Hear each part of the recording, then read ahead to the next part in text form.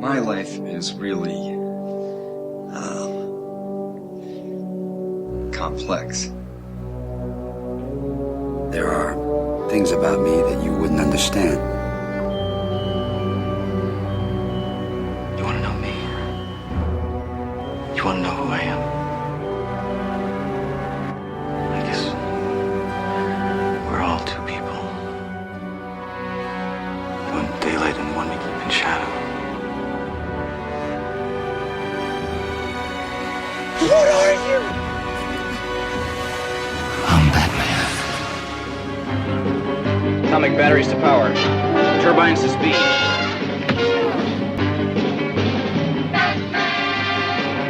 Welcome to Now Playing's Batman Movie Retrospective Series. Gentlemen, let's broaden our minds. Part of the Now Playing DC Comics movie series. Gives a feller a good feeling to know they're up there doing their job. With our all-star hosts, Jakob the Dark Knight. Oh, he's over-eager, he's impulsive. I can't trust him not to get hurt. Stuart the Boy Reviewer. That's not a man. That is a god. And the Clown Prince of Podcasting, Arnie.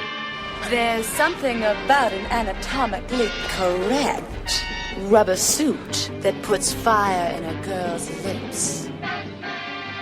Each week at NowPlayingPodcast.com, we'll be watching another Batman film, ending with a weekend of release review of Christopher Nolan's The Dark Knight Rises. Now, the real game begins. What are you protecting me from? Have you ever danced with a spoiler in the pale moonlight? This podcast will contain detailed plot spoilers and mild language. What do you suppose something like this does to a kid? Listener discretion is advised. Enough monkey business. We've got work to do. Monkey work. And here we go. Today we're discussing Batman and Robin, starring Arnold Schwarzenegger, George Clooney, Chris O'Donnell, Uma Thurman, Alicia Silverstone, Pat Hingle, Michael Goff, John Glover, Elle Macpherson, Vivica A. Fox, Elizabeth Sanders, Jeep Swinson, John Fink, Michael Reed McKay. Don't forget about Coolio.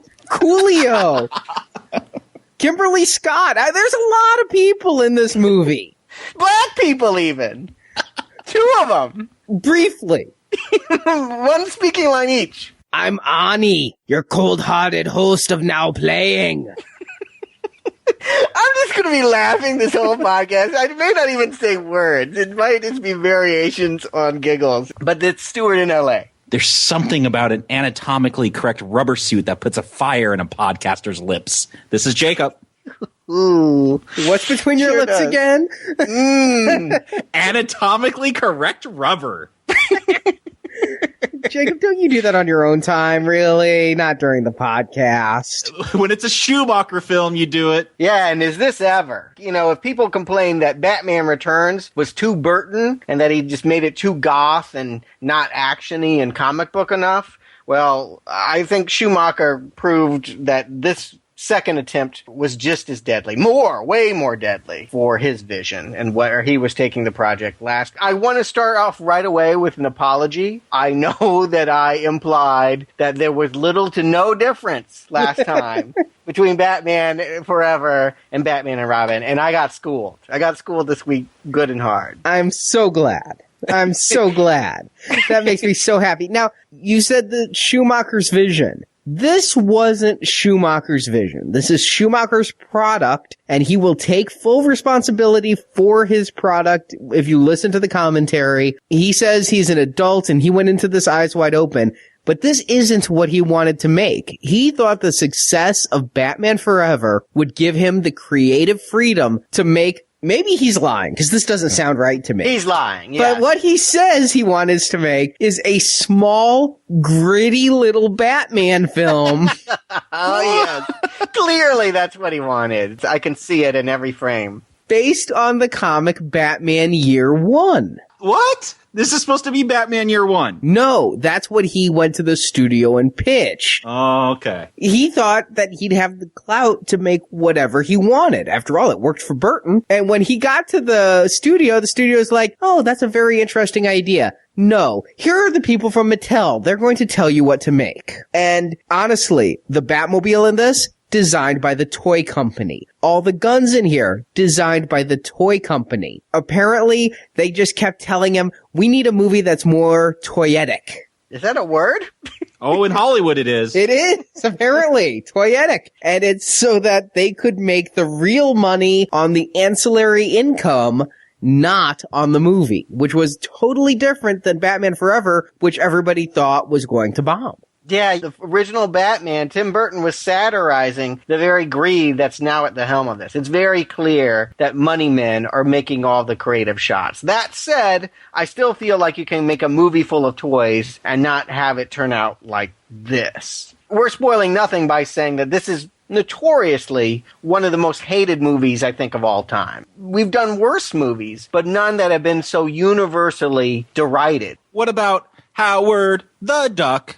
It was hated at the time. It definitely, other than Arnie, I think most people always knew that movie sucked. But this is coming Other than me, thank you. Yes. I'm sure there's got to be others who were on my side. Find them. I don't know. But, Batman Forever was a huge hit, and people wanted more of that. They wanted that Batman. They weren't pining for what had been lost with the exit of Burton. They wanted Schumacher to keep going in this direction. And, well, eat it up, folks, because you're at the parade and the Smilex is dousing you. And people were shocked. I did not see this movie in theaters. This is the first Batman movie I didn't go. I finally won. I didn't want to see Batman Returns in theaters, but Arnie made me. And I didn't want to see Batman Forever in theaters, but there was a heat wave, so I went it. But you couldn't find a theater cool enough. No way. And every time I ran into someone that was like a trauma victim, they'd run up like they'd just been in an auto accident, grab me in both arms and be like, have you seen Batman and Robin? I was like, it actually made me curious. After a while, I was like, well, could it have been that bad? And by the time it rolled around on DVD, I did check it out just out of wicked curiosity, sitting down with fork and knife to eat it up. But I never had to endure this as an unsuspecting audience member would have in theaters in 1997. I think it should be telling. Batman 89 comes out, and I'm like, maybe I'll see it. All right, I'll go. I'm hearing good things. Batman Returns comes out. I'm like, Batman!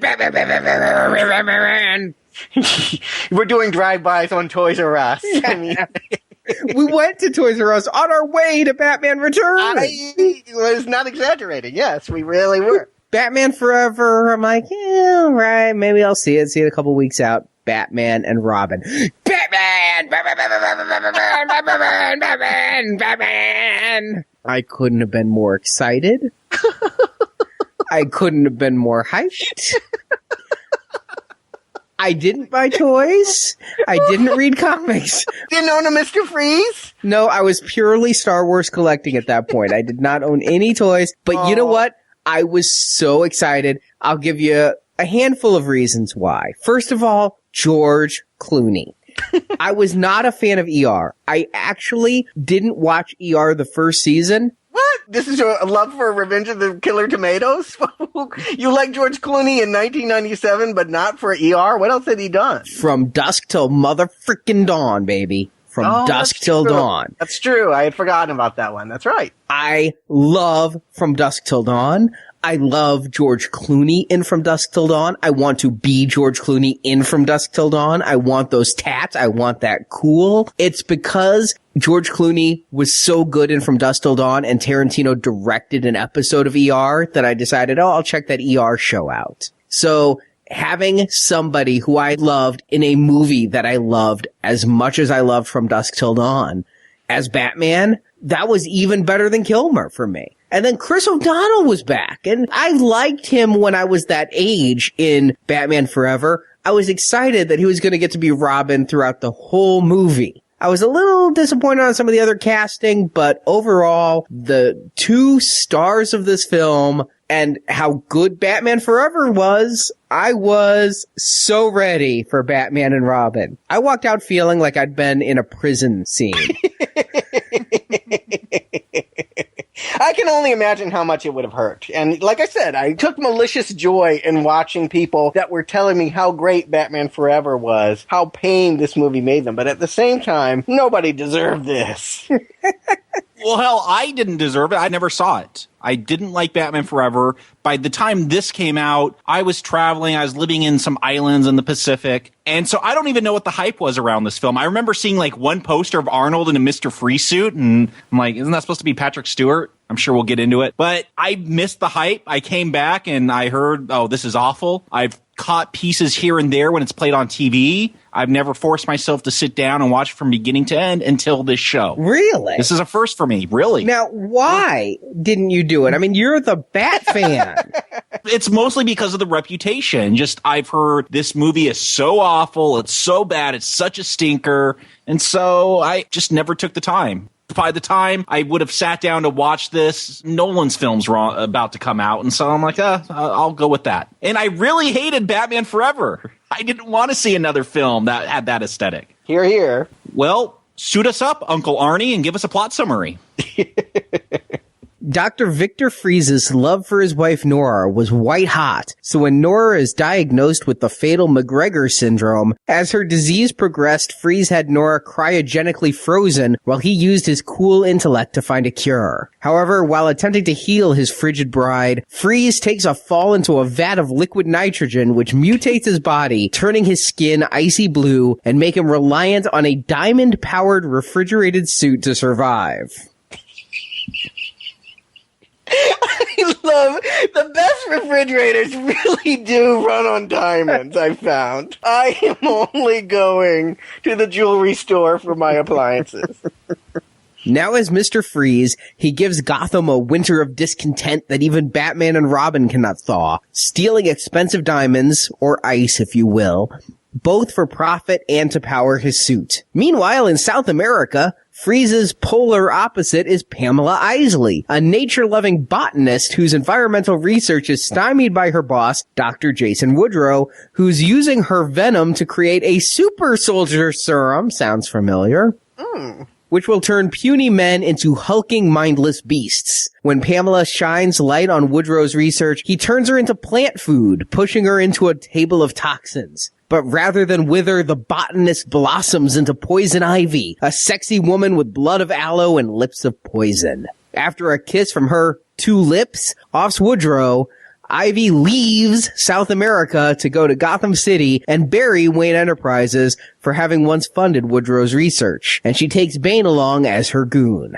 As for Batman and Robin, the two Caped Crusaders are still working out the relationship, with Batman not fully trusting Robin in the field, and Robin chafes under Batman's control. Plus, their loyal butler Alfred is ill. He's dying from McGregor syndrome.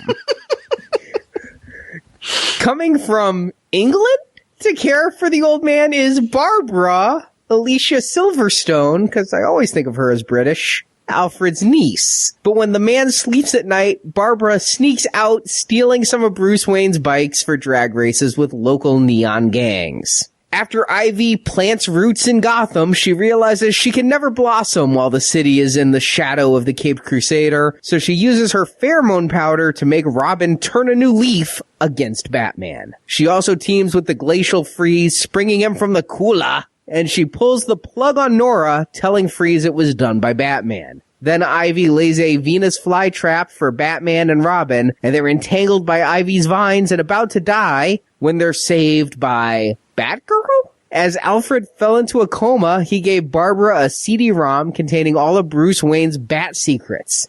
A Max Headroom-like version of Alfred gives Barbara her own suit, and she goes to rescue the two heroes and bury Poison Ivy once and for all. But Freeze, chilled by his wife's final death, has decided to give all of Gotham an icy grave. As he freezes the city, Batman, Robin, and Batgirl in all-new, shiny, nippy silver outfits, or is that nipply, ride 3 different vehicles available at your local Toys R Us. And hockey rink.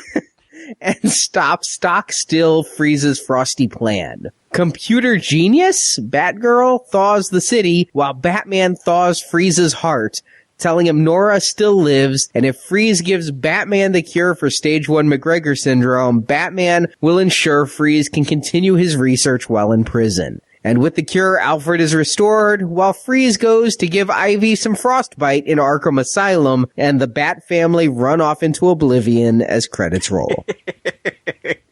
And that doesn't even cover half of it, but yeah, that's kind of what happens. Again, we start with the suit up, and my God, what a codpiece. Oh, it's a bigger codpiece this time. This movie's just, it amps it up. We get crotches and butts and nipples. Later on, we're getting at some big old rubber titties. Schumacher knows what he's doing. You said he didn't want to do the film like this. I think he got the joke from the last one, and he's going with it this time. This is where I remember the bat nipples really coming into play, because this is where, like, international headlines came out. People were upset. I think the last time they were subtle, but this time people were not happy with the bat nips. Can I ask why? I mean, I don't want to split hairs there. There's so much that's wrong with this movie. Why did people get hung up on nipples? I mean, is it ridiculous? Yes. It's not even on my top 50 list of things that are wrong here. Oh, come on. What? A few years later, we get really upset about a nipple during the Super Bowl. Americans hate nipples. I don't. I don't either. I don't know where this rage against nipples comes from. Yes, the suit-ups, I don't feel like they work in the way that they're supposed to. They're supposed to be, look at all the cool things that we have, look at the ornamentation that you can buy. It gets us in the mood, and it also disguises the fact that we have a new Batman, and we may not notice that he's not Kilmer anymore, or if you have the memory, Michael Keaton. But you're right, this movie is way more sexed up than that last version.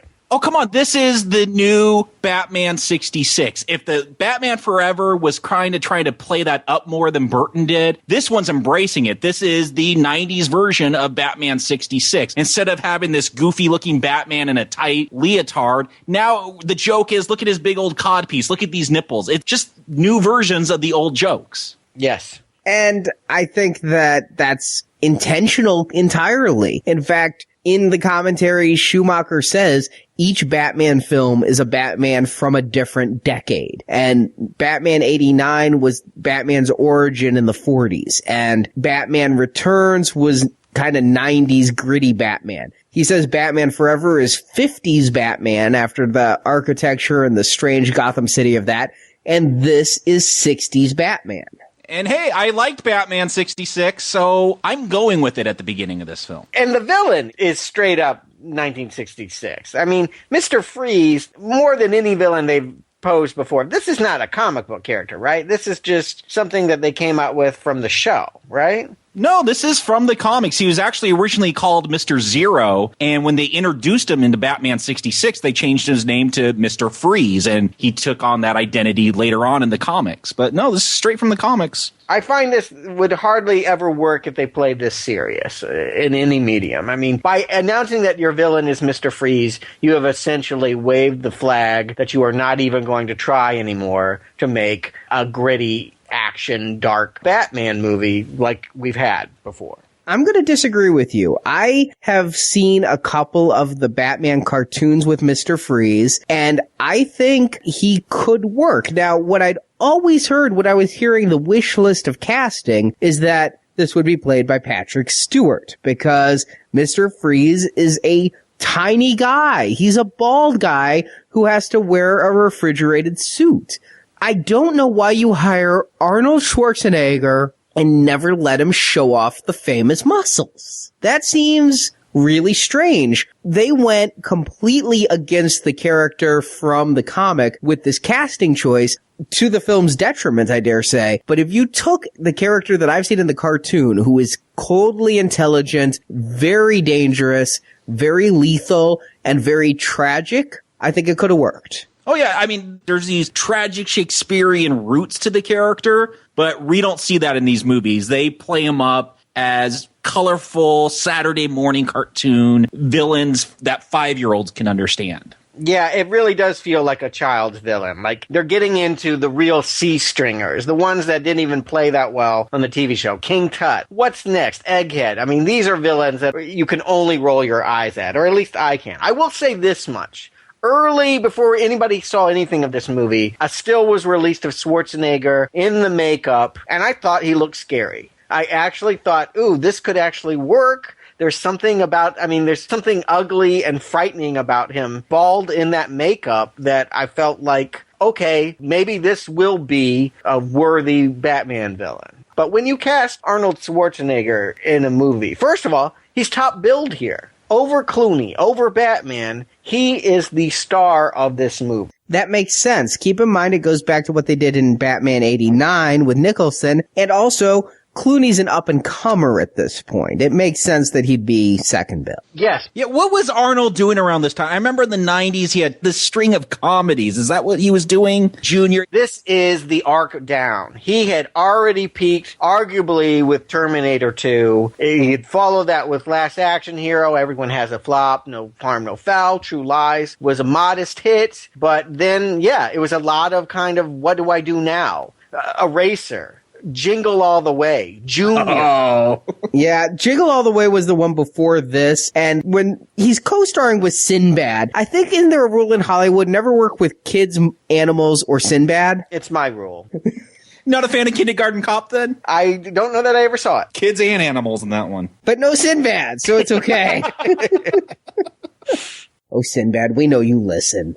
But yes, you're right. Arnold is not in peak shape here. You're saying, why doesn't he show his muscles? I think he was on the operating table just now. Actually, that was right around the time of this release when he had his heart surgery and he should be out there saying, I'm tough, I'm strong, look at me. He's in a refrigerator suit. Yes. He can't rely on having that physique forever, and it was, at this point, presumably part of the reason why he had to have open heart surgery. Yeah, he was trying to transition into roles where he didn't have to be the guy flexing. This was, a step in trying to merge his identity as an action hero and as a comedian, but not relying solely on his physicality. So what do you do when you take away Arnold's muscles? What are you left with? An inaudible Austrian in a neon refrigerator. That ain't much here. One wonders if it hadn't been Arnold, if it couldn't have been an exponentially better movie because of it. He is the fatal bullet. I mean, there are so many things that are wrong here, but by casting him in this way, you've now sealed your fate in having to have him play it for laughs from a terrible comedian who we all sort of understand is not a good actor. Would Patrick Stewart have delivered so many ice puns? I ask you. I mean, the Iceman cometh! What's he doing making Eugene O'Neill? I mean, the Iceman Cometh is a play about drunks. This has nothing to do with anything. They're just grabbing onto anything with ice because Arnold makes bad puns his whole career. Stuart, we both lived in L.A. when this man ran for governor. We know he can't come up with his own lines, his own puns. All he did is repeat lines from other movies he did as his slogans. I mean, someone wrote this. This was the script. I don't believe that he was like, yeah, we need more snow puns in this film, and I'll write them. I'll ad-lib them. You don't think that they wrote this for him? I do. I think that they said, oh, if Arnold's playing this, we've got to make it funny. I completely agree. This feels like the same kind of lines Riddler and Two-Face were spouting last time. It just feels like that's all he says this whole movie. I imagine not only if Patrick Stewart were in this role, but if this were told differently, and instead of seeing Poison Ivy's transition, if you saw this begin as a man with a dying wife and made him a tragic character, the character could work, but the way it's told here, where the movie just starts, he's already a bad guy out in Gotham, and Commissioner Gordon just goes, we have a new villain, Mr. Freeze. Go stop him, Batman and Robin. I love this exposition, and we're not even going to try to hide it. It's like reading the back of a G.I. Joe card where it's giving all the stats on the character. It's like, there's a new villain at the museum. Your mission is to go stop him. Yeah, it sounds like a video game, which ain't a good thing in a movie. Well, this is the same introduction that Two-Face got, though. I mean, a flashback montage showing him doing the Nestea plunge into the cryogenic tank, and that's how we understand that he's Mr. Freeze. It's not much better than getting the acid splashed and using paper to deflect half of your face. This film seems to have very much the same story structure as Batman Forever. We get a villain who's already created. We get a short flashback of his origin. We see the origin of another villain. Batman and Robin still don't trust each other. It seems like almost the same film, just different characters. Yes, the formula is set in stone. Amazing what a few minor differences can make in a movie, huh? For the better. I'm going to put it out there right now. This film is working better than that last one for me. Wow, because it's being honest about being terrible? I recommended Batman 66. That is a comedy. And here is this as this oversexed superhero comedy. And it's running with it. Jacob, you say this is oversexed. I'm surprised if this is rated PG-13. This movie is so kidified. I would like to know, other than the codpiece, where this movie is oversexed. This movie is honestly Sesame Street to me. It's Sesame Street with nipples, but Sesame Street. You could say that with Batman 66, too. Yes, and we did. We did say with Batman 66 it was for kids. There's the innuendo there.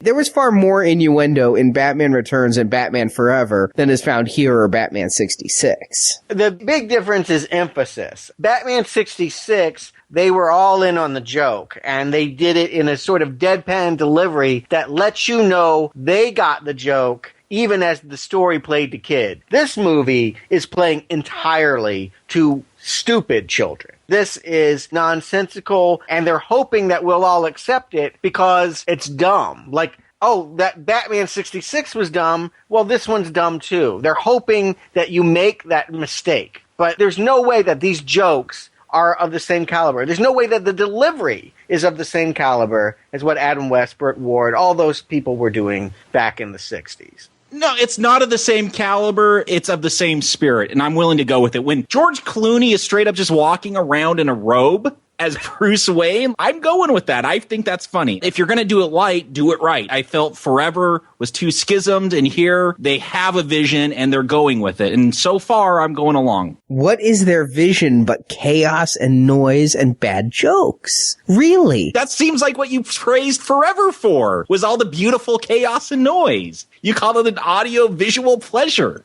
I think I might have called it a masterpiece, but you did. But this is first and foremost a very ugly movie. Garish color scheme. What was actually aesthetically pleasing sometimes on screen is now scene for scene a nightmare, a train wreck. We can agree that the visuals here have gone into the toilet along with everything else. I agree. You know, what I liked about the last one is, believe it or not, as loud as it was, it felt in certain ways restrained. I mean, there's a difference between a bold and stylish decoration and then just a loud and garish, trashy mess. The last one was bold and stylish. This one's garish and trashy. I like trashy, so maybe that's why I'm going for it. You know, if this is the drag queens of the Batman films, I'm there. It is, in that you don't want to be caught in the car with one.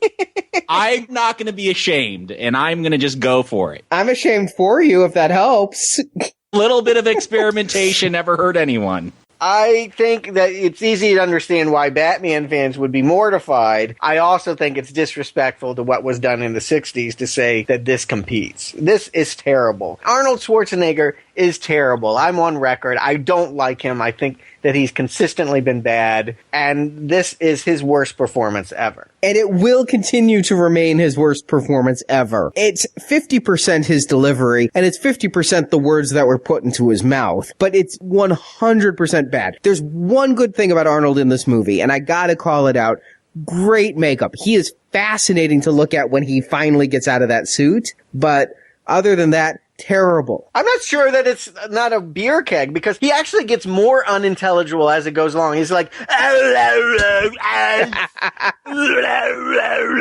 snow. I mean, by the end of it, he's barely standing. I mean, I really think that that's not a refrigerator, that's a beer keg. Can I just tell you the most uncomfortable Arnold scene, though, is the flashbacks to his wedding video? And he's just mugging for that second unit AD. That scene is painful. Yeah, when Arnold thinks he's funny, he is really not funny. But when Arnold is trying to sell it, it is hilarious. That said, as bad as he is here, and he's really bad, there is something worse. Alicia? Oh, well, no. I'm actually going to say no. That wasn't what I was thinking. But she is, but we'll get to her. Alicia, we're coming. Got my fork out, and so do you. I mean, it's tough to parse out what's the worst thing, but I actually think the very worst thing is the villain that Mr. Freeze is paired with. Well, there's two of them, really. There's Poison Ivy, and there's the scene where she comes out and goes, I am Poison. And I had to yell at my screen. I'm sitting alone in a room, and I go, box office Poison.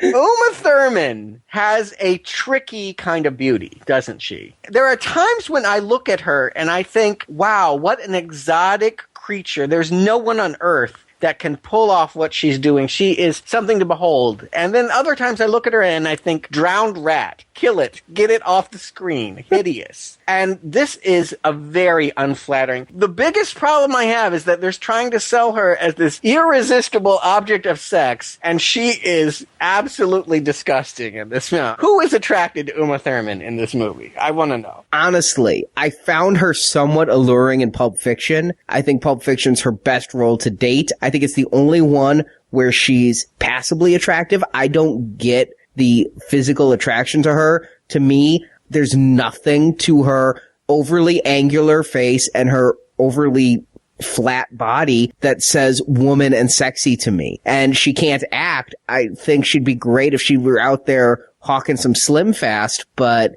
I don't like seeing her on screen.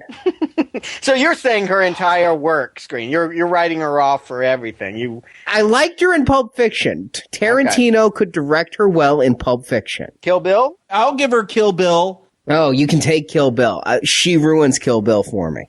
That's probably kind of a problem because she's the star of all of them. She is the movie. I think that you're going to live and die by how you feel for it. I think that she's very, very tricky. She has model beauty, and that's what it is. Models don't have to be beautiful. Some of them really aren't. They just have to be striking. They have to catch your eye, and she can do that. I get that appeal. I get that supermodel quality that she has. But yeah, as an actress, and here, the way that they're, with the leaves on her eyebrows, and it is really an ugly, ugly vision that they have here. I could want to bang her brains out. She could be so hot. With that Mae West impersonation, though, is that a gun in my pocket, or am I just happy to see you? No, I'm here to shoot you.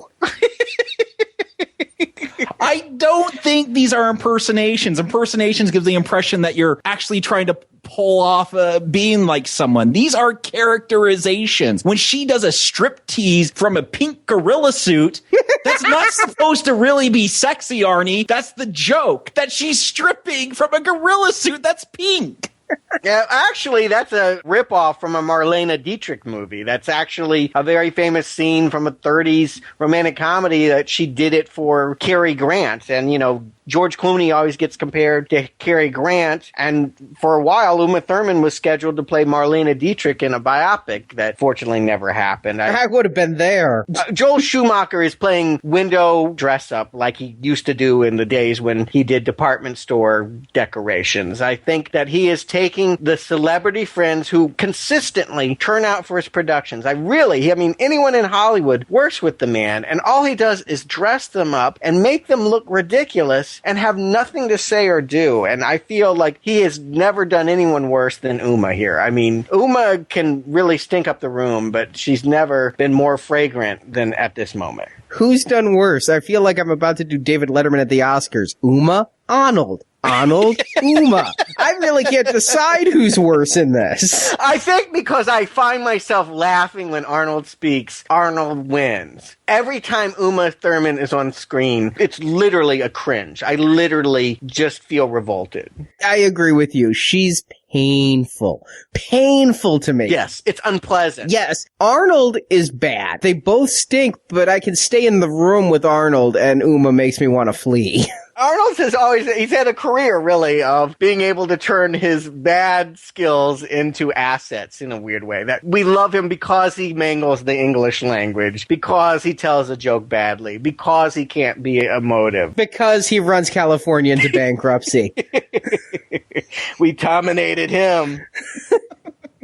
Maybe because I'm coming to this years later because I knew the reputation. This movie's not offending me. I'm going with it as, again, a comedy. I'm not taking these performances seriously. Uma's supposed to be this caricature of sexiness, not actually sexy. It's supposed to be bad. Not true. I think in that rubber green outfit, that's supposed to turn us on in this weird fetishy way. And you know what? Somebody else in that outfit, maybe so. Not her, not here, not ever. What about Julia Roberts? I know that Joel Schumacher had worked with her twice, was really lobbying hard to get her, but she found a better... She read the script, unlike anybody else's agent? Yeah. She didn't need this at this point. She remembered Flatliners? That was a disappointment, too. Dying Young, I think that was the one you really break up with Schumacher over. But yeah, it could have been Julia if Schumacher had had his way. I'm not sure she would have done any better, frankly. I'm not sure she would have done any worse. But even though Ivy's bad, I think Arnold really should be pissed and his agent should be yelling, because why would Arnold want to be the second biggest guy on screen? Bane! All right, so how worried should I be about the Nolan? I'll be honest. I'm really interested to see how Nolan does this character. Because what's in this film, Stuart, don't get too worried, because this is not what Bane is like. He is a mindless monster in this film. His comic book origins, he's kind of got these similarities to Batman. His father was this South American revolutionary who went into hiding, and to try to draw him out, the government put Bane into prison, and he grew up in a prison by himself and built this natural strength until he finally escaped. And then he starts using this super steroid called Venom to increase his body mass. But Bane is so big in the comic book world because he was the first villain to really defeat Batman. He broke the bat. He snapped Batman's back and defeated him. And he's very intelligent. And so this mindless monster version that just grunts has nothing, like, totally. There's hoses going into his head that presumably have something to do with the toxins that Uma is swilling around in beakers. I have no idea what's going on here. I know that it's all a camp lark and I'm not even supposed to care. But I want to care a little. I want to at least understand what he is and how he can be defeated. Here's the thing is, when I saw this in the movie, I'm not a Batman comic reader, never heard of Bane. And years later, people are like, and Bane was in the movie. I'm like, who? I just thought he was the goon. I didn't know he was supposed to matter. Yeah, Batman villains up to this point, there's only been two. This should only be, at most, and I question whether it should be these two, but it should only be Mr. Freeze and Poison Ivy. You don't need to throw a third one in there in this already clustered movie. One thing I don't get with Bane is once he goes through the transformation and Ivy goes through her transformation, I don't get why they pair up. At least he's organic. Why does someone that wants to make hybrids of plants where they have characteristics of venomous snakes and have that overrun and exterminate human beings, why would she team up with a guy that's going to cover everything in frost and ice? You can't think of a worse team up than plants and ice trying to rule the world. Here is the big script mistake of Batman and Robin. And yes, I'm going to boil it down to one. There are too many to count, but the big one is they feel that they need to follow their formula so strictly that they, instead of having these two supervillains fight, which is what they logically needed to do for the story, they did what they've always done and had them team up against Batman. This story would play so much better if one was trying to make Gotham a jungle, one was trying to make it an iceberg, and Batman was caught in the middle. Poison Ivy, her targets here, it's strange. We're told that she has these pheromones that come out of her. Are they out of her body or are they out of a machine in her palms? I think that it's a dust that she carries with her. In the comic, she could actually expel this from her body, but in here, they're not real clear. The whole point is that she's going to use her feminine wiles, whatever it is, her natural essence, to get men to do her way. And so, Gordon she manipulates so that she can destroy the bat signal. Why does she go after Freeze's wife? She doesn't like competition. She wants to be with Freeze. It's nonsense. She does? You missed the line. Adam and Evil. Yeah, no, I didn't miss the line. I just Did you understand it? I don't know why she wants to f the refrigerator. She likes frostbite in the naughty bits? It's just a fundamental problem I'm going to have again and again. There's no way you can tell me that plants are going to cuddle up with ice. Show me a plant that wants to be doused in snow. To be fair to the movie, if I could try to do that, no. The ice only has to sit. At least he's honest. You know, the ice only has to be there for 11 minutes to kill people. It could then melt and become water for the plants. It's not like the world has to be permanently frozen for the Iceman to win. I don't know why it's 11 minutes. I think I would die from suffocation by being entombed in ice within, 4 or 5 minutes, but 11 minutes, okay, whatever. I'm all for your Romeo and Juliet, unlikely lovers, star-crossed plots, but a girl from the Amazon jungle is not going to get with a guy whose body temperature needs to stay at absolute zero. That is absolute nonsense. So I never got that. And plus, Freeze is still thinking about his wife. He's resistant to her pheromones. He's resistant to misbehaving. What the hell is she?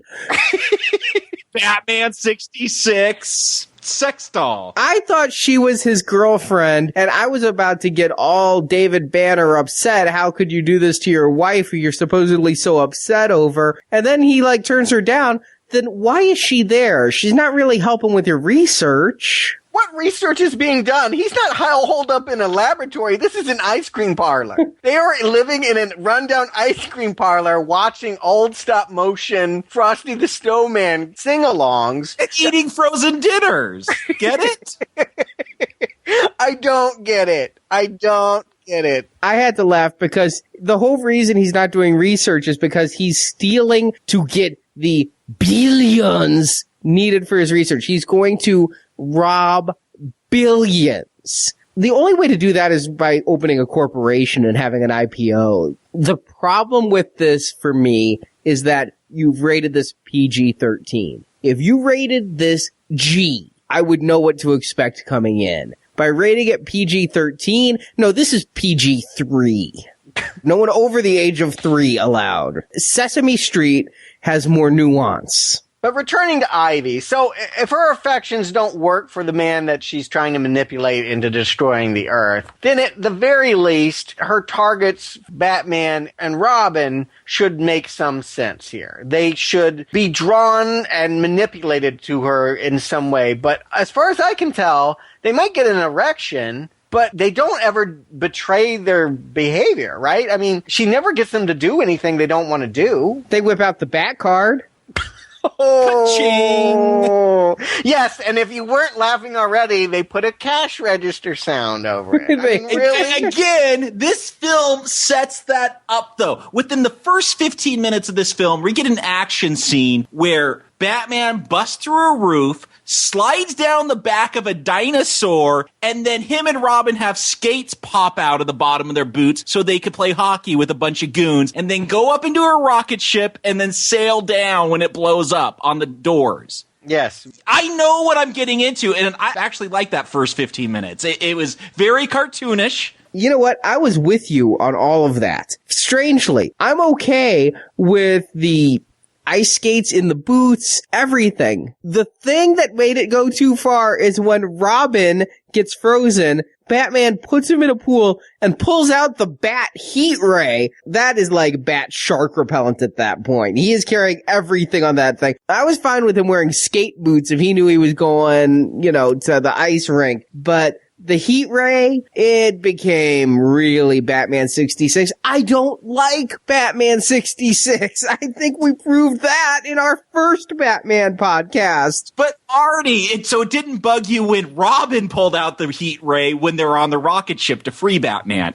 Yes, every time I saw the heat ray. I thought it was lame. To say that this is Batman 66 is to completely insult the comic timing and the deadpan delivery of the characters that played that. Comedy is all about how the telling. And Arnold Schwarzenegger and Uma Thurman and George Clooney and Chris O'Donnell and Alicia Silverstone don't get the joke. They don't tell the joke right. They don't get the joke right. They ruin the joke. We could argue about their comic timing. They get the joke. I mean, Clooney knew this was bad. He knew this was a joke going into it. They get the joke. They get this isn't serious. They get this isn't Burton. And let's talk about new Batman. Here's what kills me. I can dislike Schumacher for a lot of things. A lot of movies. But what I disrespect him most for is his film commentaries on these DVDs that I have to sit through as the multimedia fan. Because the man doesn't even have the balls to stand by what he said years ago. Mr. Schumacher, I read Entertainment Weekly in 1990s every week, cover to cover. So I remember and was able to Google to find your exact quotes where you say, I'll never work with Val Kilmer again, even if it's to make the Val Kilmer story. Val is the most psychologically troubled human being I've ever worked with.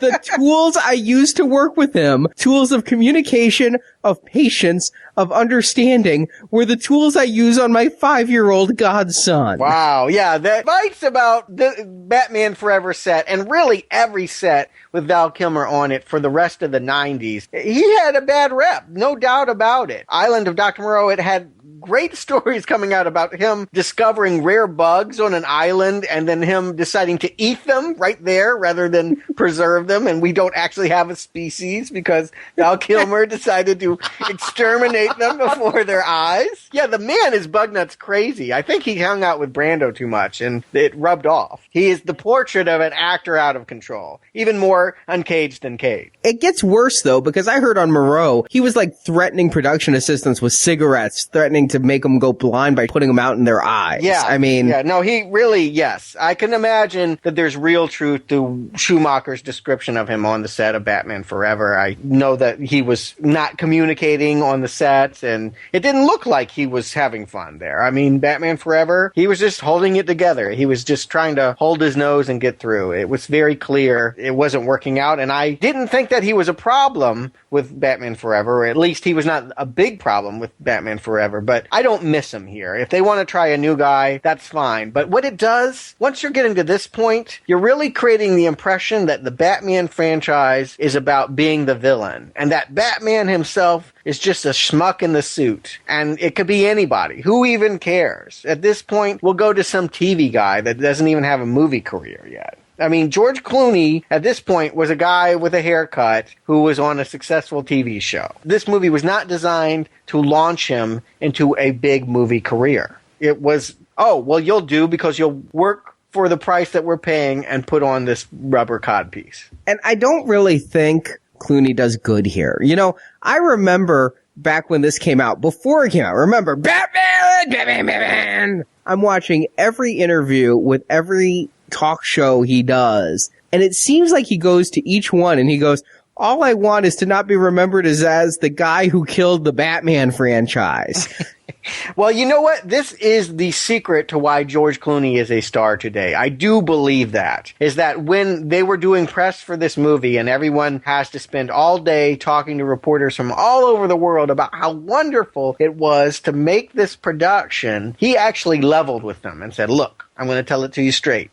This movie sucks, and I suck in it. And he has never minced words about it. He has been very brutally honest about how bad he is in this movie. And he's right. This is a pitiful performance. He is no Batman. He is no Batman. I don't know that he would ever be Batman, but I have to say, at this point, he wasn't ready for what was going on around him. It was a case of too much too fast for George. He'd been, bumming around, Attack of the Killer Tomatoes, Facts of Life. He suddenly became very famous with ER. And then next thing he knows, he's Batman. And I'm sure it seemed like a good move money-wise, because who knows how long your career on top will last. But my God, in the suit, out of the suit, I stand by so far. Keaton's the best Batman. Clooney, I love him in other stuff, but he's the worst Batman we're going to talk about. Jacob, you're saying you're enjoying this as Batman 66, but tell me, Clooney is no Adam West. No, he's not an Adam West. He's also much better than Val Kilmer. I don't know where you go saying Clooney's the worst Batman. Val Kilmer, just a wooden board. Because wood is better than bad. I'll take bad any day. Maybe because I'm projecting what I know about Clooney now, because I didn't see this at the time. I didn't know what his star power or lack of star power was then. But I like him as Bruce Wayne in this. As Batman, I don't feel anyone's played a good Batman in any of these films. I like that they've figured out the suit better, so at least the stuntmen can move around better in the suits now, and they can be more active than those earlier Burton films. But as Bruce Wayne, no, he's not Michael Keaton, but he's way, way better than Val Kilmer. It's George Clooney. Does he ever play anyone but himself? That kind of comes off as Bruce Wayne to me, the way George Clooney is. In theory, this should work because, yes, George Clooney, the movie star, is Bruce Wayne, the fictional billionaire. They seem to go hand in hand nowadays. It's not a far stretch. But keep in mind, they've solved all the psychological angst of Bruce Wayne at this point. We're coming into this movie, and Bruce Wayne has nothing to be tortured about. He has nothing to brood about. There's nothing necessarily to bother him. What are his problems at this point? Robin is a little overeager, and his girlfriend wants to get married, and his butler is dying. And he greets each bit of news that I've just explained with a smirk on his face and a look of desperation in his eyes, like, what the hell do you want me to do? I mean, I really feel like he smirks his way through this entire movie because he has no idea how to play this character. He doesn't play it for Adam West Camp. He does not go for the Keaton Kilmer brood. Is there anything more uncomfortable than his scene with Alfred where he says, "I love you, old man"? Can you think of a scene that really... You know, this Alfred dying subplot, I mean, this really is it. And if they solved the Burtonism the last time, well, here's one of the last remaining bits. Him and Gordon are the last two standing at this point. The only two people that have been involved since Batman 89 that are still here. And yeah, Alfred is dying, and I don't know what McGregor syndrome is, but it seems to have the same symptoms as watching this movie. You pucker up, you feel nauseous, and you just want to curl up and die. This should be very touching that he's losing Alfred. They don't need to do these cheesy flashbacks to it. We've had 4 movies in which we understand how integral Alfred is to Bruce's life. We get it. Make these dramatic scenes work. And instead, Clooney is literally smiling as he's telling him, you're going to die. All right, let me side with Jacob just a little bit, because I remember seeing this in theaters, and again, Batman! I was so gung-ho that there were things here, concepts, poorly executed, and I'm realizing it then. You could hear heart breaking in the theater if you'd gone with me. But there were things I was trying to grasp onto. One of those things was the death of Alfred. First of all, I thought they'd really kill him. I thought that it would, yes. I really thought that when credits rolled, he was dead as disco. And I took that as a big step. You know, since this is a movie, it's going to hit you over the head that it's about family. It's not at all a subtle theme. If it's about family, it should also be about maturation and the passing of the torch and the death of the father as an adult. So I was really into this plot, and I saw ways that this could make me really in tune. But with the performances given, the script written, and the cheesy, oh, everybody's okay when the credits roll, I was really, really feeling ripped off. I'm having a hard time understand how you just watched Batman Forever and you're expecting all that. That set the expectations for this film. It was showing this is the direction we are taking Batman. You do not have to take this as a serious, gritty, realistic character anymore. In the last movie, they killed Dick's parents. Okay? They had Dick dealing with the death of his parents and dealing with a homicidal rage. I saw that the last one was a step in a direction, but this does not expect for the next step to be this. If one day I come home and my wife has a joke for me and I laugh, I don't expect the next day I come home to find her with a rubber chicken hitting me in the face with a frying pan, all Groucho Marx. If she ever does do that, promise me you'll put it on YouTube. Here's the thing. If you are going in this direction full out, then have Alfred get hooked up with a couple of flight attendants from Brazil, and he's off to, go bang them. Camp it up then. Don't introduce the idea that this is the death of Alfred and then not follow through with this. Don't have these maudlin flashbacks to little Bruce thinking of him as a father, and the payout being that he's going to take 2 fluorescent tubes and call Arnold in the morning, and that everything is going to be okay. It is a mortal sin that they make Alfred's near death such a non-event. It's an infuriating decision here. Remember, this is a commercial for kids to buy the toys. Most of this movie is, but by playing into a severe, dramatic, life or death stakes issue, they were asking for us to feel something different here. And this is an Alfred that we have had from the beginning. He goes beyond Batman Forever. He has been forever. He has been in Batman and Batman Returns. Losing him is the last tether to the movies that presumably we've had some affection for. Otherwise, why are we still here? And I don't know why they don't kill him, and I don't know why they don't try to make that mean more. It's infuriating. There's also a scene where you think they're going to kill Commissioner Gordon, too. Poison Ivy is all ready to kiss him, and then she just decides he's too nasty to kill. Yeah. Chris O'Donnell, I want to give some props to him. He's the only one from this cast who came back in 2004 for the 2005 DVD release. It actually was like, this didn't quite work out. He is a wise enough man now to know that this was going wrong. And at the time, he was still new enough. I don't think he could quite handle it, but he did say that there were times where, he'd look at the script and try to say, as an actor trying to connect with my character, why is this happening? And the answer was, because we need a toy of it. The one thing that I think that Chris O'Donnell have that's fortunate is he has a tie back to the Batman series. I remember there was an episode where they kind of dealt with Robin's puberty. He got scratched by Catwoman and one of her henchwomen, and he actually ends up betraying Batman because he's horny. And if he has a character arc here at all, it's that he is supposed to be fighting Bruce and being a mature superhero because he's got the hots for Poison Ivy. That fails for lots of different reasons. He doesn't have someone that's understandably attractive luring him in, and he doesn't have a girlfriend that he's got to be torn from. But I think that that's what they're going for with Robin this time, is that he has an obvious connect to Batman 66, and it's easier to play him than it would be for Clooney or really anyone else. I got a question. Was Robin supposed to be into Barbara? Oh, yeah. I totally got he had the hots for Batgirl, and those two in future sequels would have a romance. Sometimes they felt that way, and then they used words like family and partners, and I felt like this was supposed to be more like brother and sister. No.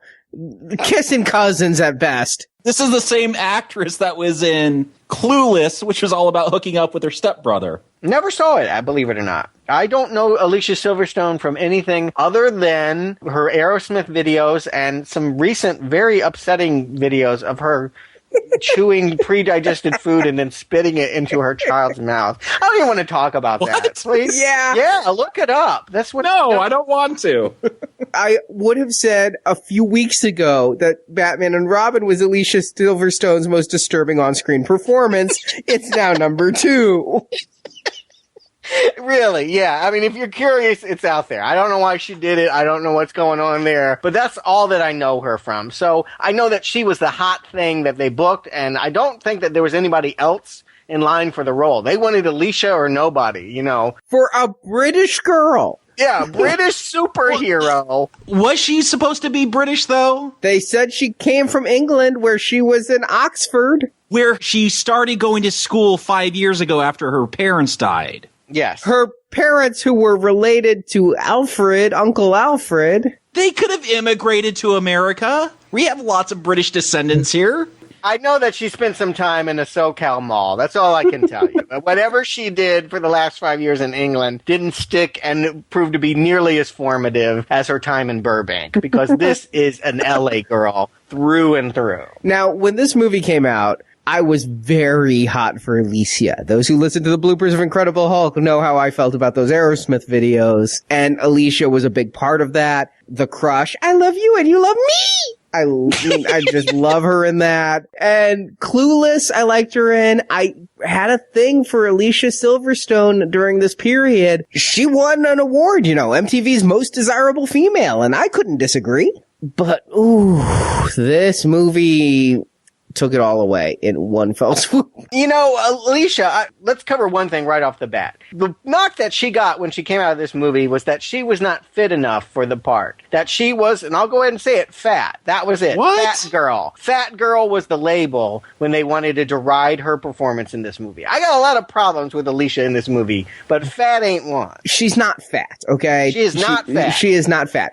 But I did put in my notes, she's a little thick. Yeah. What? I did some research after this. Truth be told, there were days that she didn't fit in the Batgirl outfit. I'm sorry, it's tight rubber. I don't think most people would fit in that. No, you wouldn't. Most people wouldn't. Which is why most people aren't Batman, Robin, and Batgirl. You realize these are fictional people that they had to make suits to meet these fictional physiques. I mean, come on. Oh, actors and actresses aren't real people. They're ideals. I'm right there with you, Arnie. I agree. She is not fat, and I hate the fact that she's fat, but she does not have the kind of body you want to pour into liquid rubber. I mean, she does not have that curvaceous, ideal physique, and that's what they're selling. What Batgirl is supposed to be when she drops through the ceiling light at the Turkish bath. We aren't supposed to be aghast at how awful that moment is. We're supposed to be thinking, rah, rah, roo. There's two hotties for the price of one.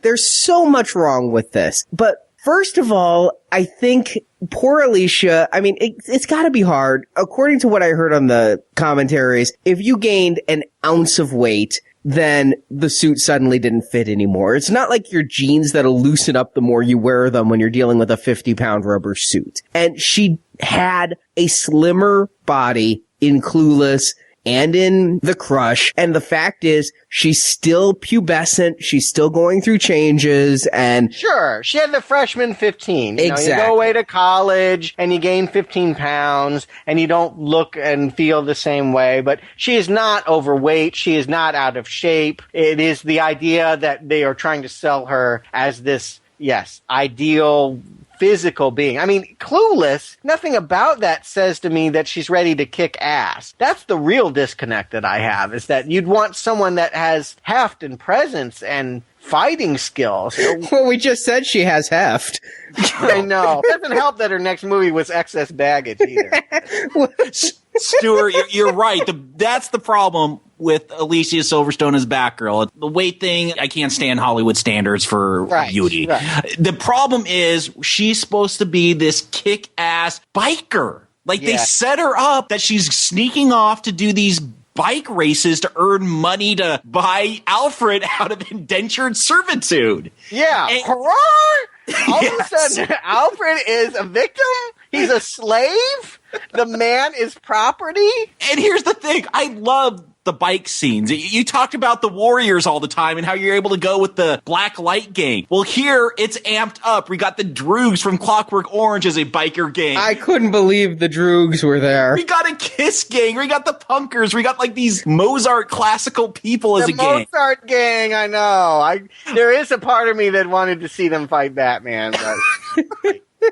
So, I'm going with this scene, but then it's ruined because I'm supposed to believe Alicia is able to take them on in dirt bike racing. Here's the thing, though. Again, I couldn't get past it. And this is, again, why I feel bad for Alicia, is she has to know the costume designers are pissed that she's not fitting in her outfit. And they're not doing her any favors, because when she goes for this motorbike ride, she's wearing the baggiest denim jacket to hide her. It's almost part cape already.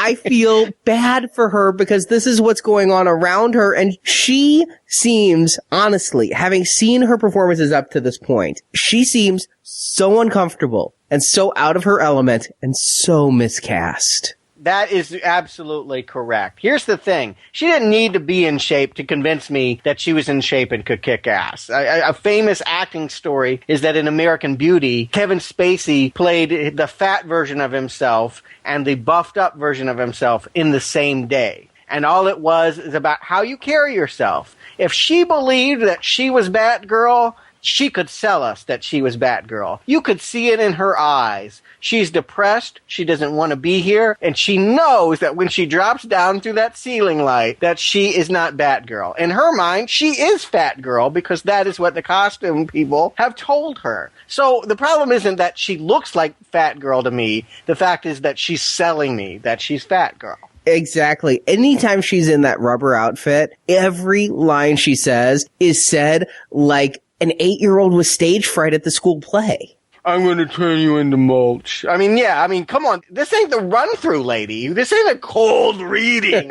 You need to do it for real. This is it. The lights, the camera, we're here. Give it. Sell it. I mean, hell, I could play this part better than her. Give me some fire. Where's the chutzpah? I mean, come on, lady. Yeah, no kidding. And that's exactly where I'm at, too, is I would forgive her for so much. And I know that she could act in a couple different ways. But I think this was a case of Schumacher saying, I want him and I want her and I want her. And we're not going to ask them to do any readings because I want them. And once you got there, here's what you got. And we've talked about so many movies where a couple weeks into filming, things aren't working out. And so you replace them. We talked about this with Back to the Future and Eric Stoltz. This should have been another one of those long traditions of, oops, it's not working out, Alicia. Yeah, I definitely feel like they could have parted ways. No harm, no foul. But she was their only choice. She was generation whatever. Claire Danes could have been better. Seriously. Ooh, well, Claire Danes is a very good actress, but Terminator 3, I didn't exactly buy it either, but here's the problem. What purpose does Batgirl play in this film? I don't even know why we're debating who should play her because she shouldn't be in this movie. This is the biggest problem with this film is Batgirl. You make a good point. You do. Problematic. I mean, it would be hard for me to say that this is working or a good idea. They're already encumbered by Batman having a partner. I feel like they did a very deft job of selling us on that. I'm okay with it. I don't think it totally paid out at the end with the fight in Two-Face, but you know what? I buy it. I'm not going to make gay jokes and think that this is all just some winky homosexual fantasy or whatever. They've sold me that that's a partnership. I don't believe that Batgirl fits into this Bat family. It's not even a Bat family. It's aggravating. She doesn't even choose Batgirl as her own identity. This is all the fantasies of her dying uncle. I can only imagine what McGregor syndrome, does it just make you a lech? I mean, I'm dying, I'm slipping away, so let me think about what you'd look like in thigh-high boots and with a mask. I'm going to hide it away. It's like password protected on a computer. Whoa. Password protected? There's a password. I don't know how protected it was. 3 letters does not make a password. I would have gotten it faster with an algorithm that started A, B, C than she did by trying to go through his memoirs. Can someone explain to me how she cracks the code? All right, yes, I can, because it's the one deleted scene that's on the DVD is an extended scene of her arrival at Wayne Manor, where it's explained that Alfred had a romance with a young woman named Peg. Margaret is her real name. Alfred left Peg because he realized he was far too old for her or any woman who would give birth to a woman of Alicia's age. And so Peg went off and married somebody else. And so Peg was always the love of his life, but she married another, had children, and hence he was the foster uncle Alfred. So he was being a lech. This is the fantasy that he was having about Peg that he has foisted upon his niece. Yeah. Wow. Okay, well, that's kind of a hot button. But you know what? For most of this movie, he's not even asking her to do that. There's all this nonsense about his brother in India that she's supposed to be researching. Does that ever make any sense? Does she ever figure anything out. Like, he's never found. There's no trace between him and the McGregor. I keep thinking, well, maybe if they can find him, they can get a blood transfusion so he can defeat the disease. Or no, nothing. There's a brother in India that is just filling up time until she can crack the Batgirl code. The thing with the brother in India is that the way I've always taken it, Alfred thinks someone has to look after Bruce. And the only people who could be trusted with the Batman secret are family. His brother is the only one in the world who could take over as caretaker for Bruce and caretaker for Batman.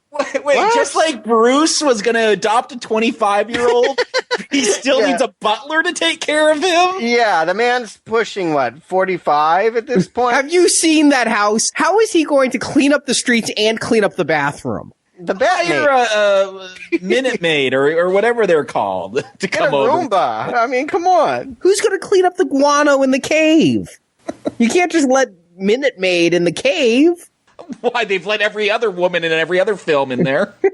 If they were going to have it transpire that he is looking for someone to take care of Bruce, the only way that I can accept Batgirl into this relationship is if he dies to allow her to fill that role that he had. But who wants to see, Alicia Silverstone become the new maid? Aunt Harriet. The other thing is, when she finally gets the rubber, and Max Headroom Alfred, oh my God. I just love that every Bat secret is kept on a 700 megabyte CD. Hey, that might have been a 4.2 gigabyte DVD. This was 97. I had a DVD player. Well, Batman did have a CD burner before us all. And it could scratch. Let it go. Chill.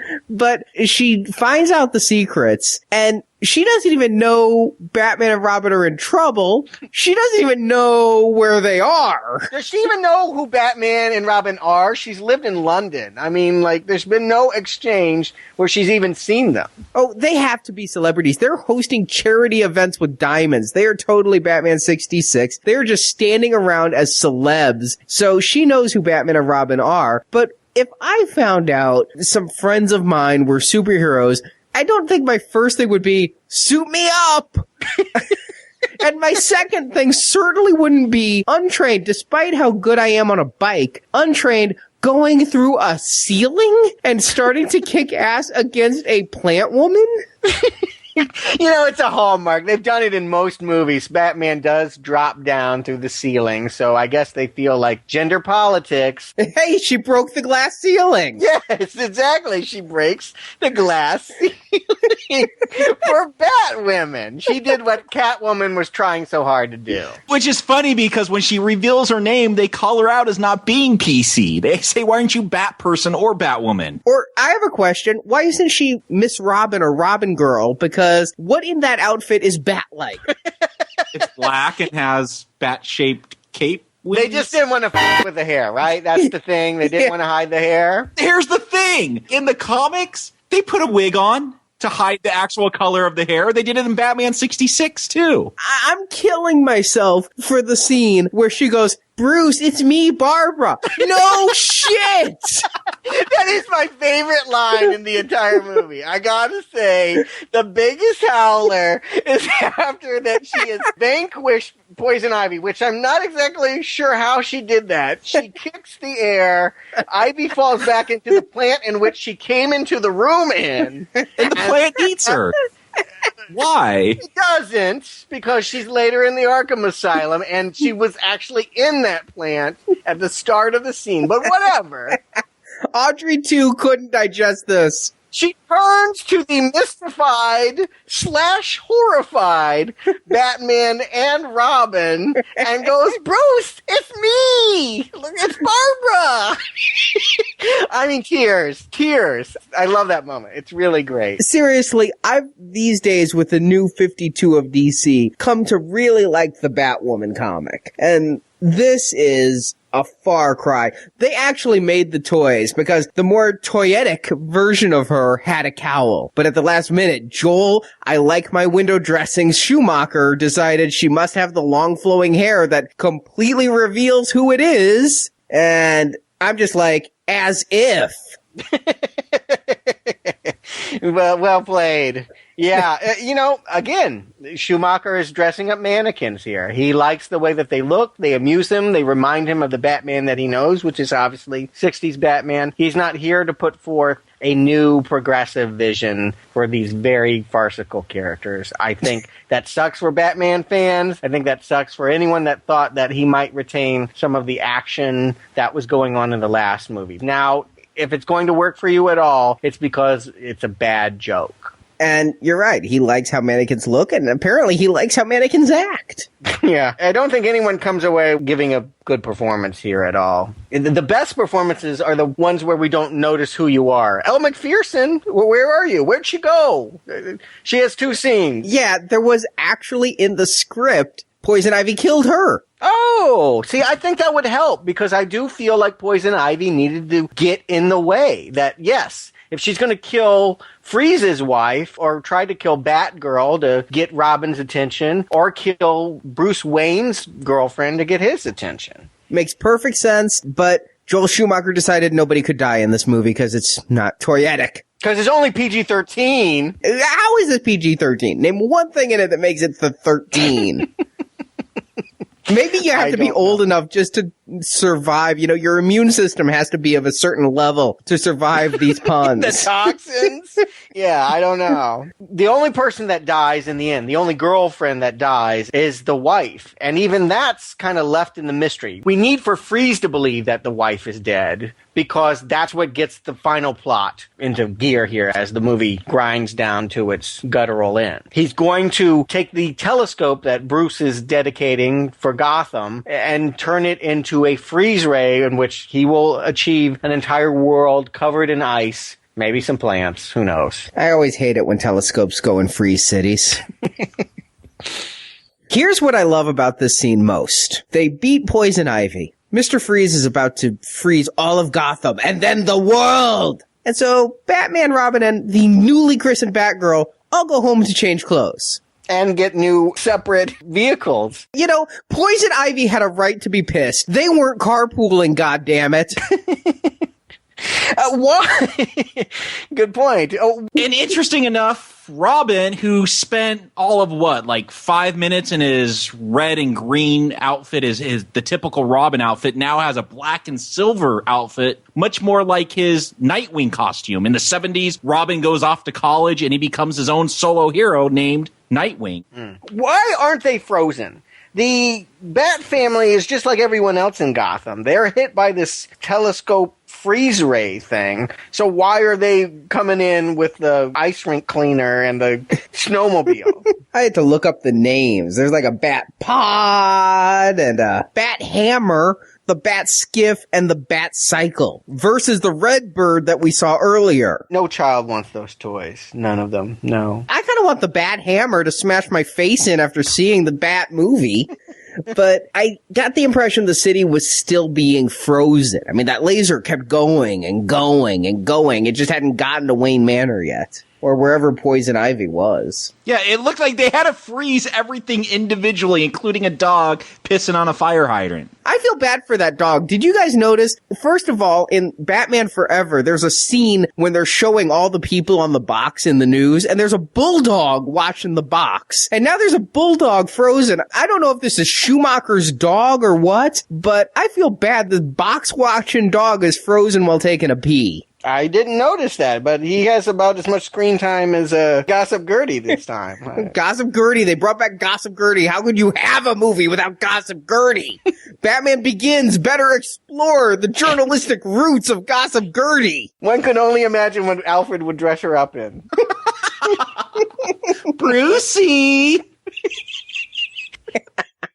So then we get action and more people fall. I'm so sick of them falling. All this movie, people fall, and they often fall into tubes. It's like Joel Schumacher's biggest fear is a water slide.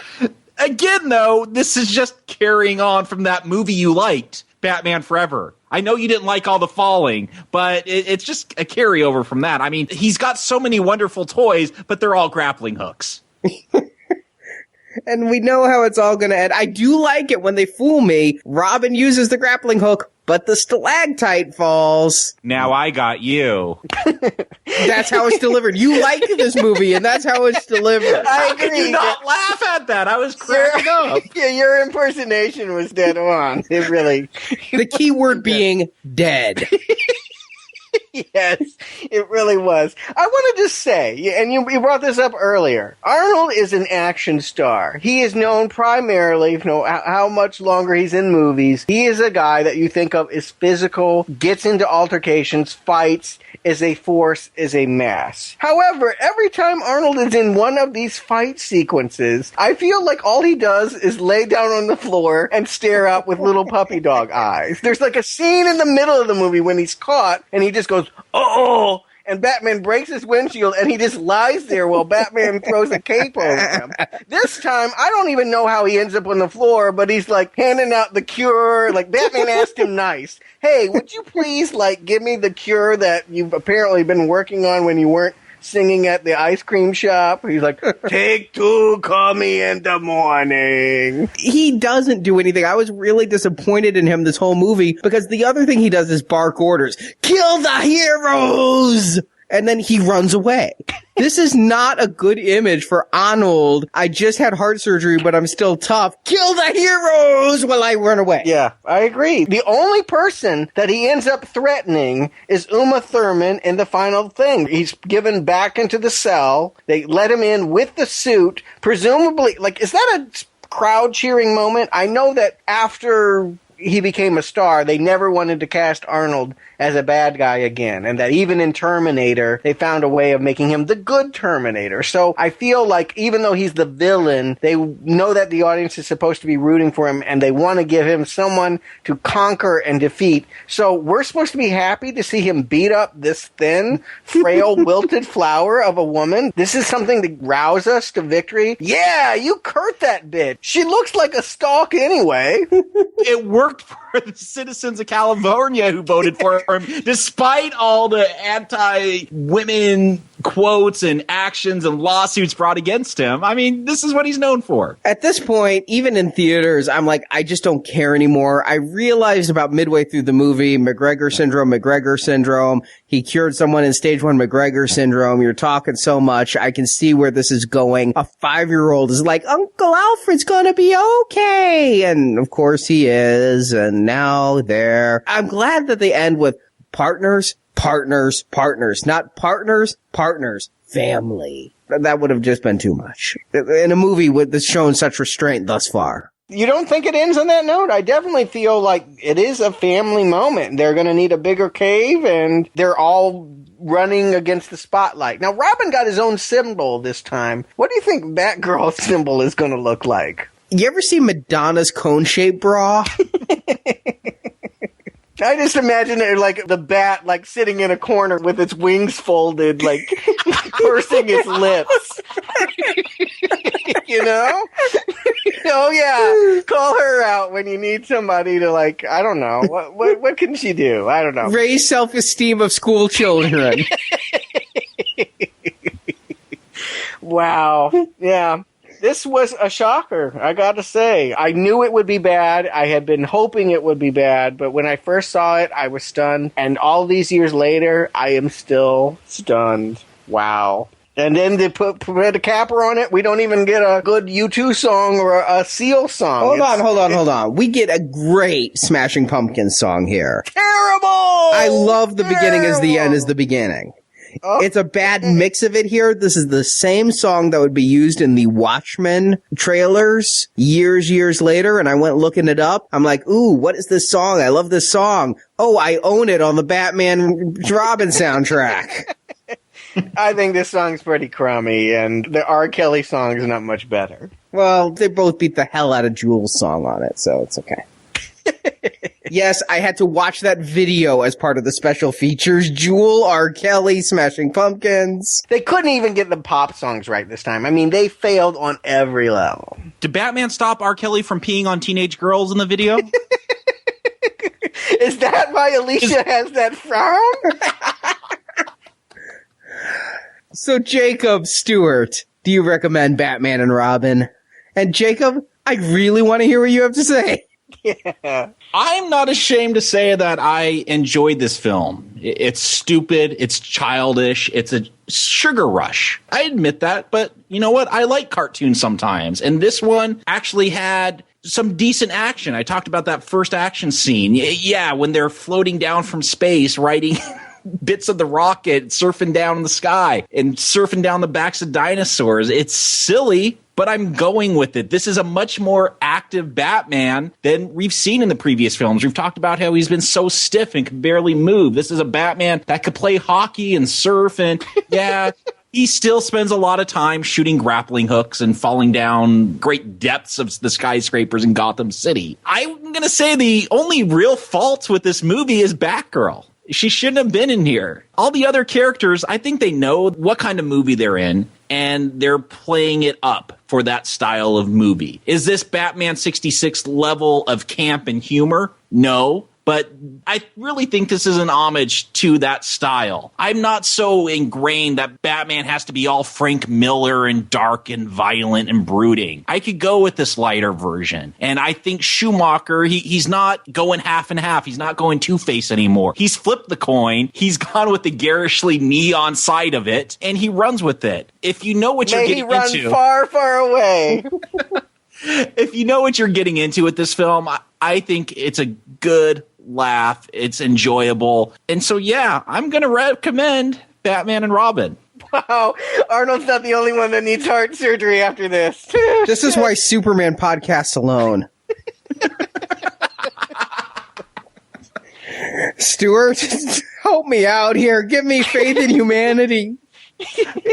Well, you know, I can't help thinking of the larger portrait. When you think about all the resources that were pooled, all the money that was spent to create this, they could have probably solved global warming for the price tag that they made to create this toxic waste. This movie is soup to nuts, everything about it, not just bad, the worst, the pits. I mean, it's a rare treat, I suppose, in some ways, a curiosity to see every decision be the absolute wrong decision and everyone to be to blame. I mean, I really feel like no one gets out of this unscathed. Like I said, some do better than others. I think Robin and Elle Macpherson do well just by sinking into the background, but there is no escape for anyone. The only compliment I can pay this movie is we needed a movie this bad in order to get the Nolan version. If they had made a movie that was just terrible, like Batman Forever, then they would have kept going, and they would have kept making these, and they would have had who knows who else popping in the suit, but it would have just been more of this mediocre to terrible Batman sludge. And instead, they finally rolled the dice and allowed a true artist to give a stark, gritty, truly dark take on the character. I am looking very forward, more than ever, after Batman and Robin, for those movies. But this is the strongest of not recommends. I think this might be the worst movie we've covered since Howard the Duck. It's worse than Howard the Duck. Oh, come on. This is infinitely more watchable than Man-Thing. It's more watchable than Man-Thing, but it's worse than Howard the Duck. You know, Jacob, there are people out there who believe the earth is flat still. And there are people out there who believe the sun revolves around the earth. Mm-hmm. There are people who believe if you take their picture, it steals their soul. You know, there's people who believe a lot of things that science has proven untrue. Because I can say, in this universe, there's only one absolute. This movie sucks. Yes, it does.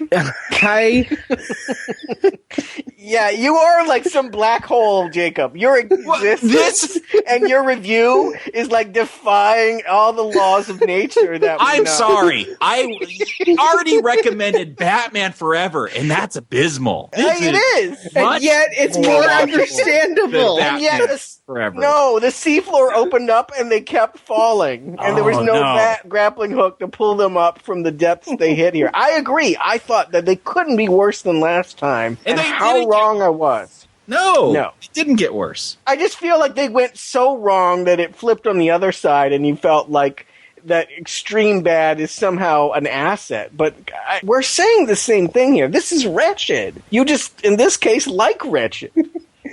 This is enjoyable, Wretched. Yes, this is that drag queen that I don't mind watching. It's garish and ugly, but I'm going with it. Listen, this movie is abysmal and just so full of wrong choices. I can't explain the disappointment I felt. It was right there with Batman Returns when I'm in the theater, and it's like a tear froze on my own cheek in the over air conditioned movie theater as I realized how much I wanted this movie to be good and how much it wasn't. But you know what?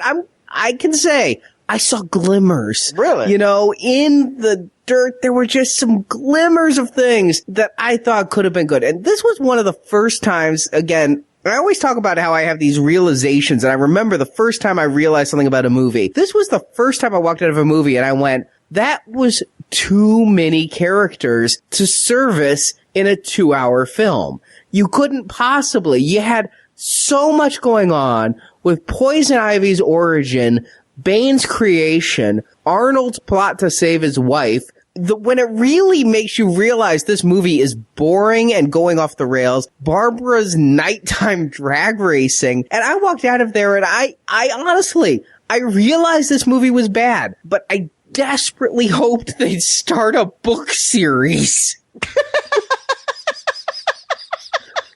Because I wanted to...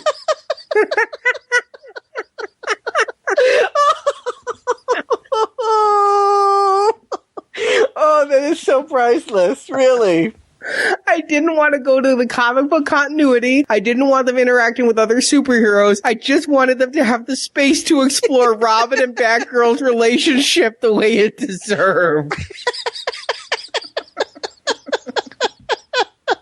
Oh my God, there is some kind of crazy nihilistic optimism that you have in which you cannot, abandon this franchise. It's amazing. It's amazing. In its darkest night, I'm blind as a bat dark, you are still going to see somehow a glimmer. There is no glimmer in this movie. None. Zero. That's what I don't get. I'm getting crap for recommending it, but Arnie's pulling through. He wants this into a long-term franchise. How is recommending it worse than that? He wants the romantic comedy. What's Batgirl and Robin doing together? Dear God. I don't feel bad for recommending this at all now that you've said that, Arnie. Well, I will cede only this much, Jacob. I did laugh, and quite a lot. But even as a wretched turkey of a movie, I feel like its toxicity level is too high to even enjoy for very long. This is probably best enjoyed in bits. Scenes, YouTube clips, there is some hilarious stuff, but it's only 5 minutes in a 2-hour movie. Most of this is just garish and nightmarish. And we're not alone in thinking this, Stuart. Lest any of our listeners believe 33% of the world likes this movie, this film sent comic book movies back to the Ice Age. Comic book movies were on ice for years. It really was Blade and the very modest, understated, not toyetic at all X-Men that were able to bring comic movies back. This really had buried them. This was comic toxin. Mm-hmm. It buried them for, 2 years? Its ripples could be felt for 5. It was more luck than anything that X-Men hit. We'll judge it by Batman. It took Batman 8 years to get back on the big screen. And that wasn't the plan. I'm sure they wanted to roll out on a new adventure with the Bat family right away. Why wait 2 years to make a new one? Let's do it in 6 months. Schumacher was ready, too. He had a plot. He had a plan. It was going to be the Bat family that I wanted in a different movie. What were they going to do? Batman Triumphant. Really? With the return of the Joker. Huh. They were going to introduce the Scarecrow, who we'll talk about when we get to the Nolan films, and his fear gas was going to create hallucinations of the Joker. So I don't know if they were going to get Nicholson back, but they were going to have some kind of version of the Joker and his daughter, at least in the movie universe, his daughter, Harley Quinn. That I did know. I knew that there was going to be Harley Quinn. I had read it was going to be Harley Quinn with Man-Bat. technology was not ready for Man-Bat at that point. It could have been a guy in an outfit or some really good makeup. It would have been a guy in an outfit and some makeup. This script is completely written somewhere. And yes, it's Scarecrow, Man-Bat, Harley Quinn. Nicholson was approached to reprise his role of Joker, which apparently Nicholson had wanted to do, maybe because he wasn't getting residuals off the new films. Yeah, Arnold took all the money this time around. I think he cleared well over $25 million for this. And yes, Nicholson didn't get a dime out of Batman and Robin. The first Batman movie, he wasn't paid. So he actually was up for reprising, and it was supposed to be much darker, and I would have probably been sad, but Batgirl was murdered by Man-Bat in the first 15 pages. Wow. Getting the Jar Jar treatment. So, yeah, there's a script out there for Batman Triumphant. I don't think Batman would have been triumphant in that version. And in fact, I don't think that under Schumacher, Batman would ever be triumphant.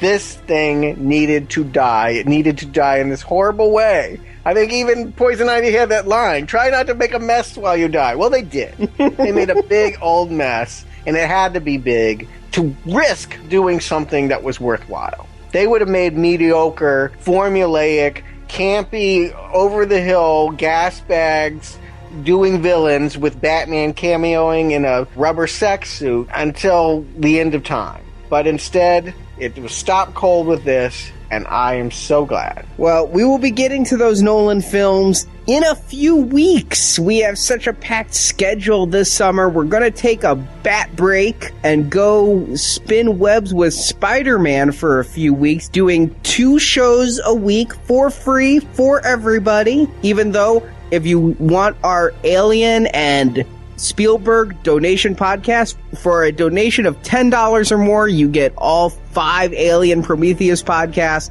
And for a donation of $25 or more, also the Spielberg podcast. So you can donate still now at nowplayingpodcast.com. Then we start up next time with Spider-Man, the TV movie from the 70s. Back to the TV. We all know how well that went before. The only way those TV movies are going to be looking good is right after Batman and Robin. I love them already, and that's only because we've hit the bottom. But God bless it. I can't believe 2 more TV movies. Not 1, 2. You're lucky it's not 3. Because somewhere they played a 2-part episode named Chinese Web. We're doing that and the pilot next week for the Amazing Spider-Man TV show. And then the 3 real movies plus the reboot. Very much looking forward to that. And then we'll return to the Batcave for the Christopher Nolan films. Leading up to Batman Rises, and I really can't wait. So, Stuart, Jacob, thank you for joining me. But will Spider-Man ensnare Stuart in his web? Will Jacob unfathomably recommend something else we just don't understand? Find out next week. Same bat day, same bat website.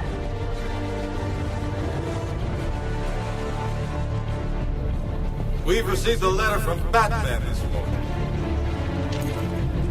Please inform the citizens of Gotham that Gotham City has earned the rest from crime.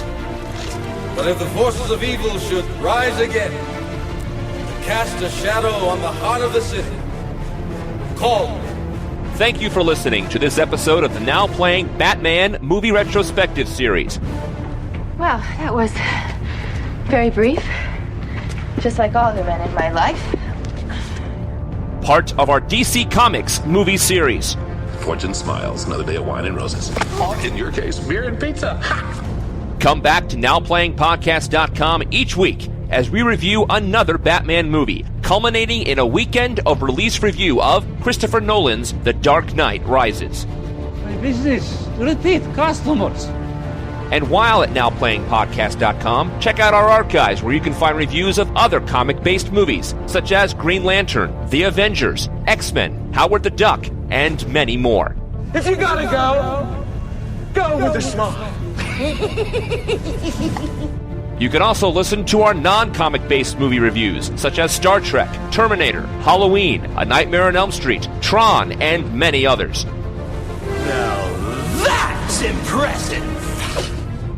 You can set your Bat phone to subscribe and get every new Now Playing podcast. RSS subscription details are at nowplayingpodcast.com. What is it you really came here for? While at nowplayingpodcast.com, be sure to join our forums, where you can discuss this show with other listeners. Don't talk like one of them. You're not. Even if you'd like to be. You can also follow Now Playing on Facebook and Twitter, where the hosts post new episode announcements and written movie reviews. Come on, you gruesome son of a bitch. Come to me. The link to our social media pages can be found at nowplayingpodcast.com. Oh, you made it. I'm so thrilled. Support from listeners like you help keep Now Playing operating. So what are we waiting for? Let's consummate our fiendish union. You can find a link to donate using PayPal at the bottom of our website, nowplayingpodcast.com. It's not about what I want. It's about what's fair! You can also show your love of Now Playing Podcast by shopping in our store, where you can't get capes and cowls, yet you can buy panties, t-shirts, coffee mugs, calendars, mouse pads, and much more. Alfred, let's go shopping. Yes, sir. Now Playing's Batman Retrospective series is edited by Brock, Alex, Nick, and Arnie. They scream and they cry. What is your day now? Now Playing credit narration by Brock. I hate when people talk during the movie. Now Playing is not affiliated with Warner Brothers Pictures or DC Comics. Batman and all that DC's Infinite Earths contain are the property and trademark of DC Comics, and no infringement is intended. The law doesn't apply to people like him or us. The opinions expressed on Now Playing are those of the individual hosts and may not reflect the opinion of Venganza Media Incorporated. This is why Superman works alone. Now Playing is a Venganza Media production, copyright 2012, all rights reserved. Gotta go! So many people to kill, so little time. Suit us up, Uncle Arnie, and give us a plot summary. Okay. Let me take a deep breath. I'm gonna need you to hold it in if I'm gonna get through this. Oh, I probably need to put it on mute now. Oh, it's okay. You'll be fine. So when Nora is diagnosed with the fatal McGregor syndrome... You're already laughing over the name of the syndrome? Yes, it's the memories. I don't either. I don't know where this rage against nipples comes from. I have nipples, Greg. Can you milk me? An audible Australian in a refrigerator. I mean... Austrian. Austria. Yeah, I'll have to say it again. That would be a far more interesting movie. That said, I can't think of much that would make this movie worse. I mean, I'm being serious. I don't know how you could make this movie worse other than put it out of focus. The crush. I love you and you love me. I just love her in that. I don't know the movie, but I always know you was reciting it that way, and it making me laugh. That was just for you, Stuart. Thank you. And we lost Jacob. He probably missed my wonderful carpool line. That was a good ad-lib. That was good. That was very unexpected. It's one of those where it's like I was about to make a point, and then I was like, "Oh wait, that's funny." I ran this race a couple months ago, and they gave out this, like, I kid you not, it was like a fruit punch energy drink. So I drink those all the time. Oh my God. I was so up on that stuff. I went to the gym and like worked out until midnight. I did not go to bed until 4 this morning.